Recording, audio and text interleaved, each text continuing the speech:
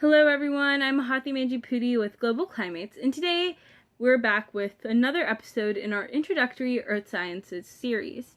So earlier in this series we mentioned that Earth Sciences is actually made up of several subsets of sciences, including geology, the study of rocks, meteorology, the study of the skies, oceanography, the study of our oceans, and even astronomy, which looks at our solar system and space beyond our planet. Now, the Earth systems and Earth spheres, which is the topic we'll be covering today, they are a very fundamental aspect of the Earth sciences because they describe critical components of our planet. And actually, the subset disciplines within the Earth sciences hint at what these Earth spheres actually are. First, today we're going to cover the 4 primary spheres on Earth. And so, just as we mentioned oceanography, there is the study of all water on our planet. And so all the water found on Earth is collectively known as the hydrosphere. Similarly with geology, which is the study of rocks, we have the geosphere. So the geosphere is not just the rocks we see on the surface of the Earth, but also the rocks that extend down below Earth's surface. We also have the atmosphere, which is studied in meteorology and consists of all the air above our surface. And then finally, today we'll be looking at the biosphere. So the biosphere is all of life found on Earth. So now let's take a closer look at each of these spheres. So first, taking a look at the hydrosphere. Now, if you've ever seen a picture of our Earth, you probably noticed something, especially if it was a picture from space or from a satellite. And what you probably noticed is that the majority of Earth is blue, and that's because Earth is covered in water. In fact, 71% of Earth's surface is water. Now, if we take a closer look at this planet and we see, well, where's all this blue coming from? Well, if these are all continents, then this blue stuff in the middle must primarily be oceans. And this image is accurate in that 97% of all of Earth's water is found in our oceans. So what this means, this actually has a few important implications in that, well, if you've ever been to an ocean, if you've ever gone swimming in an ocean and you accidentally swallowed a little bit of water, you might have noticed that it tasted really salty. And that's because oceans are composed of saline water, which is just, I guess, a fancier term for saying salty water. And those salts don't necessarily just mean, table salt that you'll find in your kitchen. There are other salts that compose ocean water, but we will go over this in a future video. Now, if there's 97% of Earth's water in oceans, that implies that, well, there should be 3% of water left somewhere else. And we can also see that since this 97% of water is mostly saline water, the other thing is, well, is there fresh water? And the answer is yes. So the remaining 3% of water is primarily fresh water. And there are a few more sources of fresh water. There's more diversity in the sources of fresh water seen on our planet. So the majority of fresh water is not actually flowing water. It's water that is trapped in glaciers. So glaciers are these huge, almost blocks of ice that we can see typically in the northern and southern poles, so in the polar areas where it is much colder year-round. And so in these areas, there have been these sheets of ice that have accumulated over thousands of years to form these massive glaciers. We can also find glaciers on the tops of mountains. These are known as alpine glaciers, and they're also able to form there due to it being much colder as you go higher up. And so out of this 3%, roughly half of this fresh water is stored as ice and is frozen and found in glaciers. So about 1.5% is locked up in glaciers. And then the remaining water is running water and water stored underground. So the other half is goes into groundwater, which is water that could, for example, be stored in our soils, or water that flows in underground limestone formations, and things like that. And then the rest of the water we see is water that we find in streams, in lakes, and there's even water in our atmosphere in the form of water vapor.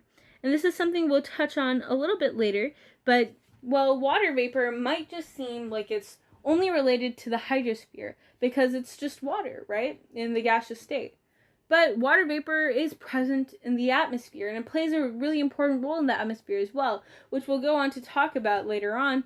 But this just shows that even something that is as clear as this is water is still related to multiple spheres, both the atmosphere and the hydrosphere. All right, so now let's move on to talk a little bit about the geosphere, which is taking a look at our rocks. And so there's a lot of rocks that we can see, mountains, a rock lying on the side of the road, but there's also a lot of rocks that we can't see. So the geosphere is what we see on the surface and what goes down far below.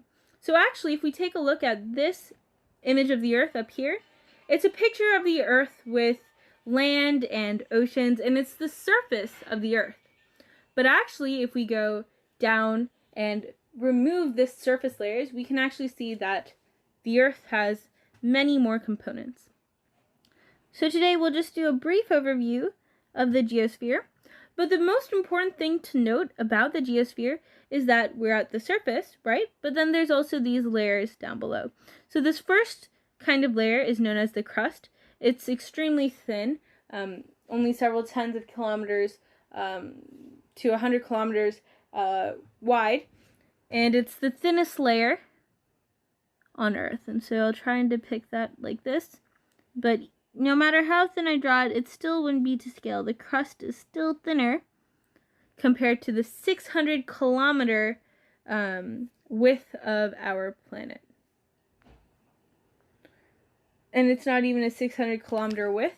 It's like a 600 kilometer radius. So from the crust all the way into the inner core, and so to get to the crust to the inner core, we also have to pass the mantle, which is the thickest layer, and the inner core. So we go from the crust to the mantle to the outer core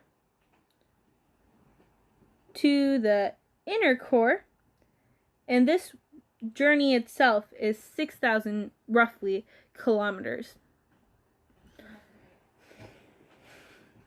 So that's our geosphere. And you might think, well, how does the stuff deep inside our Earth affect our life? And we can see that, and we'll go over this later on, but there are many processes that originate in the outer core and the mantle that affect what we see here on the surface, and that actually play, that also have invisible effects on our life. For example, the outer core is actually liquid, and it's composed of liquid iron and nickel, and it's thought to help form Earth's magnetic field, which actually, protects us from several ionized particles and other things that could cause a lot of damage to us. But this is just one example of how something deep within the Earth has an impact on our daily lives. The next sphere we'll be discussing is the atmosphere, which is our skies. So let's go back to our planet, right? So we have a picture of our planet. Now the atmosphere is what extends beyond our planet. It's this little bubble of air that surrounds us and encloses us. Now the atmosphere also has several layers within it, with one layer being the layer closest to the surface of the Earth, and this layer is known as troposphere. Now this layer is particularly important to Earth dwellers because this is where weather and climate occur. So if you see a thunderstorm happening, it's in the troposphere. If there's a tornado occurring, that's also in the troposphere. And even things like hurricanes, which do involve with the atmosphere, those also are, originating from the troposphere. And this is, yet another example of how these spheres are related. So we talked about the geosphere, the hydrosphere. Now we're talking about the atmosphere. If we take a look at a hurricane as a specific example, well, the hurricane is driven through forces from the atmosphere and the hydrosphere, right? Water from the ocean and winds from the sky. And then when hurricanes move on to land, it can cause a lot of erosion and weathering. So that's how it affects the geosphere. And then as we'll look at the biosphere, which is all life on planet, well, hurricanes can cause habitat destruction, which then displaces wildlife and even human life, as we'll take a look later on in the human sphere. So we talked a little bit about the weather and climate in our troposphere, and then there's this thing known as the tropopause, and there's these pauses, these so-called pauses interspersed throughout our atmosphere, which essentially mark the boundaries between these various layers in our atmosphere. So after the tropopause, we have something known as the stratosphere, and the stratosphere is important because it has something known as the ozone layer. So the ozone layer helps protect us by blocking and absorbing harmful UV radiation. So it makes it safer for us to be able to go outside. You might have heard that, well, if you don't put your sunscreen on, people have higher chances of getting skin cancers, and that part of that is due to the UV radiation. So the stratosphere plays a really important role in minimizing the UV radiation that reaches the surface.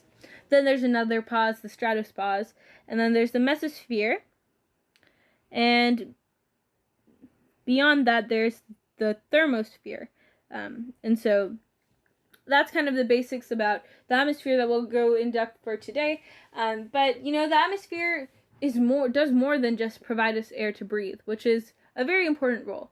But let's think, for example, what maybe other space objects look like. For example, the moon, right? If we think about the moon, well, the moon is all cratered and dark, and it has a really marred surface due to several meteor impacts.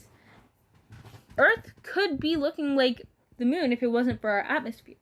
Another thing our atmosphere does for us is it actually causes meteors and asteroids to actually start to burn up as they enter our atmosphere, and as a result, a lot of times they don't reach the surface of the Earth.